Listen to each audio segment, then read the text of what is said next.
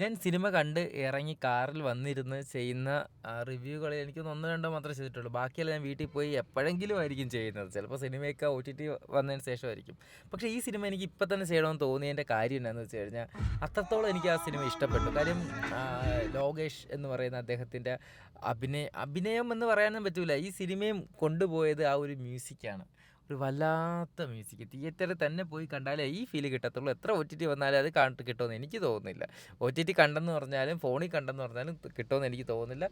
അല്ലെങ്കിൽ നിങ്ങൾ ഹോം തിയേറ്ററിൽ വെച്ചൊക്കെ കാണണം. സോ അനിരുദ്ധ് എന്ന് പറഞ്ഞാൽ ആ ഒരു അദ്ദേഹത്തിന് സത്യം പറഞ്ഞാൽ ഇതാണ് നമ്മൾ തിയേറ്ററിലൂടെ സിനിമ കാണുമ്പോൾ നമ്മൾ എക്സ്പെക്ട് ചെയ്യുന്ന എന്താണ്, ഇതിങ്ങനെയാണ്. അപ്പോൾ ഞാൻ 8-ാം തീയതി ആയതുകൊണ്ടാണ് ഇന്ന് സിനിമയ്ക്ക് വന്നത്. അല്ലെങ്കിൽ ഞാൻ ഈ സിനിമയ്ക്ക് ഇപ്പോൾ വരത്തില്ലായിരുന്നു. സെൻട്രൽ സീറ്റ് കിട്ടുമെന്ന് എനിക്ക് പ്ലാൻ ഇല്ലായിരുന്നു. സോ ബുക്ക് ചെയ്തപ്പോൾ സത്യം പറഞ്ഞാൽ OD2 നമ്മുടെ രേവതിയിൽ പരപ്പള്ളി രേവതിയിൽ വന്നപ്പോൾ OD2ലാണ് ഞാൻ സിനിമ. എൻ്റെ അവിടെ ലിജിനും ഉണ്ടായിരുന്നു. ലിജിനും ഞാനും ഒരുപാട് നാൾക്ക് ശേഷമാണ് സിനിമ കാരണം നമ്മൾ ഒരുമിച്ച് വന്നുകൊണ്ടിരുന്നത്. സോ നല്ലൊരു എക്സ്പീരിയൻസ് ആയിരുന്നു സിനിമ ഫുള്ളും.